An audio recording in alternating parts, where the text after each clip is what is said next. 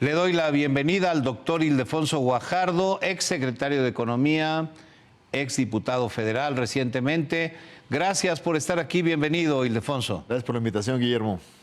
Al contrario, gracias. Es un momento importante para reflexionar en lo que está pasando y en lo que tendría que pasar en el país para responder a lo que observamos ayer ante toda esta serie de órdenes ejecutivas que de manera impulsiva y contundente firmó Donald Trump al llegar a la presidencia, muchas de las cuales afectan a nuestro país. Antes de preguntarte sobre el tema en el que tú tienes una experiencia muy grande, que es el tema del comercio, déjame pedirte una visión general acerca de lo que está pasando en la relación bilateral con la llegada de Donald Trump. Pues esto es una crónica de episodios de alguna manera anticipados. Sabíamos que venía una nueva etapa más difícil que la primera.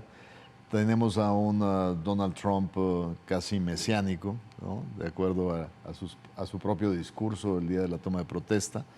Y trae un grado de dificultad mayor. Pero sigue siendo el mismo Donald Trump que nos encontramos en el 17 de manera sorpresiva.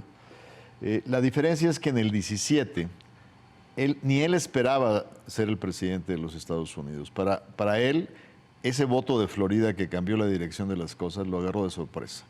Y eso lo obligó a tener un gabinete, lo que se compararía con el actual que tiene, más equilibrado. Quien era el jefe de staff de la Casa Blanca, un general muy experimentado. Tenía un jefe de asesoría económica de la Casa Blanca, el Chief of Economic Advisors, que venía de Wall Street con un conocimiento a fondo de los temas económicos. Y eso ayudó a darle un balance y tener ciertos actores internos que nos permitían mejorar la comunicación. Y el tiempo ayudó a que esas voces condujeran el proceso de una manera adecuada. Teníamos a un negociador con gran influencia, Bob Lighthizer, que no regresó y que, si bien con sesgos muy proteccionistas, un abogado de 30 años de experiencia en el sector acerero. Lo que tú quieres enfrente no es alguien que piense como tú, sino alguien que al menos sea profesional y que conozca los temas. Hoy está al frente de la negociación comercial el jefe de gabinete del propio Lighthizer, una gente que fue testigo del tratado, eso ya es ventaja, pero al mismo tiempo no tiene la misma influencia que la que tuvo su jefe en su momento. Entonces, este es un escenario donde arrancamos un tema de alto grado de dificultad, sin interlocutores definidos, sin haber establecido en el tiempo entre el triunfo de Donald Trump y su toma de protesta, que nos daba al menos un par de meses, un plan estratégico paso a paso para lograr entrar en mejor situación. Y sobre todo en los temas no comerciales. Por ejemplo, en el tema migratorio o en el tema del crimen organizado, son cosas que México necesita para México. Necesitamos tomar control de la casa, limpiar la casa y mejorarla. Y eso sería una excelente tarjeta de presentación para iniciar esta relación. En temas tan sensibles para Estados Unidos hoy como el tema de nuestra relación con China, pues hay espacios también para, sin perder nuestra independencia de política comercial arancelaria, dar muestras que somos socios confiables en América del Norte. Por ejemplo, nuestra licitación para temas de la nube había sido diseñada para que no pudieran participar empresas chinas. Una mano oscura por ahí movió los términos de licitación y resulta que Huawei sí puede participar. O sea, ¿cómo le explicamos a nuestros socios estratégicos que hay la posibilidad de que dejemos entrar en los chinos en un manejo tan sensible de información estratégica en la región de América del Norte? Entonces, hay temas que por nuestra propia salud interna deberíamos de haber tenido ya avanzadas en la mesa. Ildefonso Guajardo, déjame preguntarte a partir de lo que refieres, me detengo un momento en esto, el contraste entre los dos gabinetes. Hablas de aquel con experiencia, con voces que atendía Donald Trump, comparativamente con aquel, a este, ¿cómo lo ves? A este lo veo básicamente basado en lealtades. De hecho, regresa el jefe de asesoría comercial de la Casa Blanca, un ex profesor de la Universidad de California, Peter Navarro. Es una persona muy radical en los temas, digamos, proteccionismo. y regresa porque estuvo dispuesto a ir a la cárcel para proteger al presidente de Trump en ese momento acusado de los temas del Capitolio. Entonces, lo que estás viendo es un grupo de leales en donde el proceso de discernir y de procesar las decisiones, no va a haber mucha resistencia a algunos de los temas que trae claramente el presidente en la cabeza. Entonces, esa parte no va a ser sencilla. Y por otro lado, básicamente refleja el nuevo gabinete que el presidente Trump no respeta a los servidores públicos, no respeta la experiencia, no respeta el profesionalismo de una vida dedicada a la política pública. Y en cambio lo que sí respeta es la influencia del dinero y de los potentados pues, de Wall Street y de los grandes capitales norteamericanos. Y tenemos que también ser eficientes en leer eso para poder definir cuál va a ser nuestro proceso de interlocución. O sea, tenemos que buscar canales de comunicación que nos permitan mejorar nuestro posicionamiento estratégico. Déjame detenerme antes de entrar en la parte comercial, en la parte de aranceles, en lo que vendrá en la revisión del TEMEC, en donde tú eres un experto. Permíteme detenerme un poco en lo que hace a los temas de la frontera, a las órdenes ejecutivas que tienen que ver con la expulsión de migrantes, con esta declaratoria de emergencia de seguridad en la frontera común, con la determinación de definir a los cárteles de las drogas como organizaciones terroristas, y con esta invocación que hace Donald Trump de una ley de 1798, lo cual me parece increíble, porque 1798 no tiene nada que ver con 2025, más allá de lo que diga la ley, porque es una ley que habla de los enemigos de los Estados Unidos, ¿no? Defíneme tu opinión sobre esta parte antes de entrar al capítulo comercial. Fundamentalmente lo que está haciendo está convencido del mandato que le entregó por primera vez el voto popular a un republicano, bajo el tenor de estas definiciones sobre el contexto migratorio, sobre el combate a los flagelos más importantes que tiene Estados Unidos en materia del crimen organizado. Y lo que está haciendo es mandándole un mensaje muy claro a su base sobre la toma de control y de poder para esas decisiones. Pero va a toparse con una realidad fáctica, una realidad tangible. Yo estuve el año pasado visitando la central de abastos de la ciudad de Nueva York. Yo creo que es una de las más grandes del mundo, provee a una ciudad inmensa. El 70% de los trabajadores de esa central son mexicanos y al menos el 50% de ellos son indocumentados. Si tú hicieras una redada en la central de abastos para deportar a los indocumentados, se paralizaría la comercialización de alimentos en la ciudad de Nueva York. O sea, hay cosas que no pueden suceder. Ve la proporción de trabajadores no documentados en el sector construcción, en el sector agrícola, que es parte importante de la cadena alimentaria. Entonces se van a topar con realidades operativas que no son fáciles de resolver.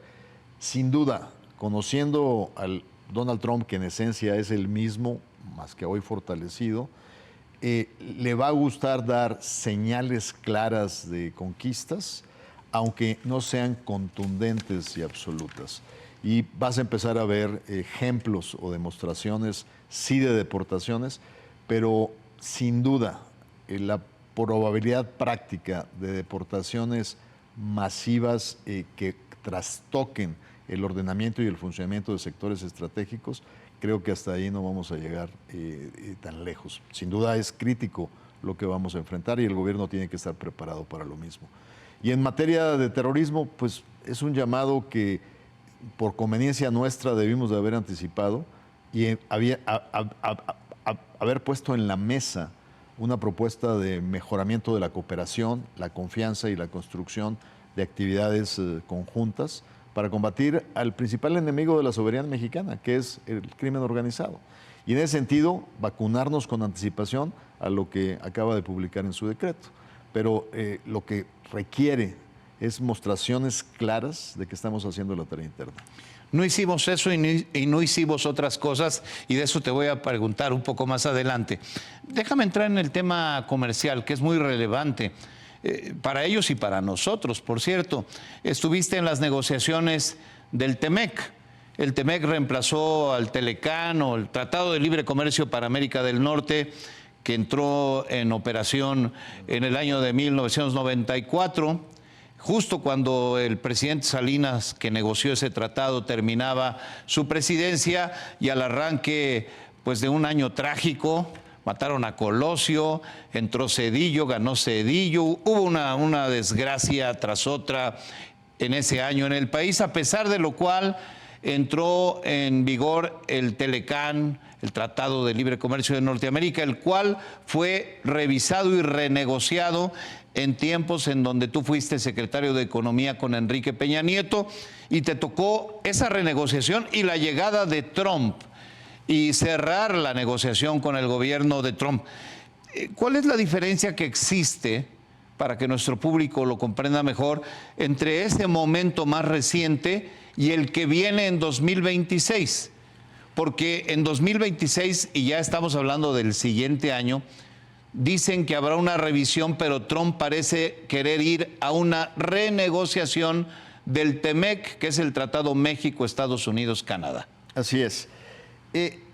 Yo te diría que el principal tema que tenemos enfrente es el hecho que él descubrió en la administración de López Obrador, en su primer mandato de Trump, que él podía utilizar como amenaza el poder ponerle aranceles a México, impuestos de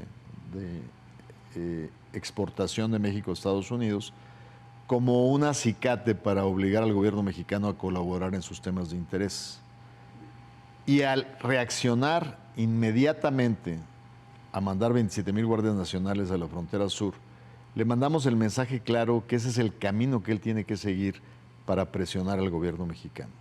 Entonces él está convencido que su amenaza en la administración pasada le funcionó, y por lo tanto su tentación y su realidad es que la va a seguir utilizando.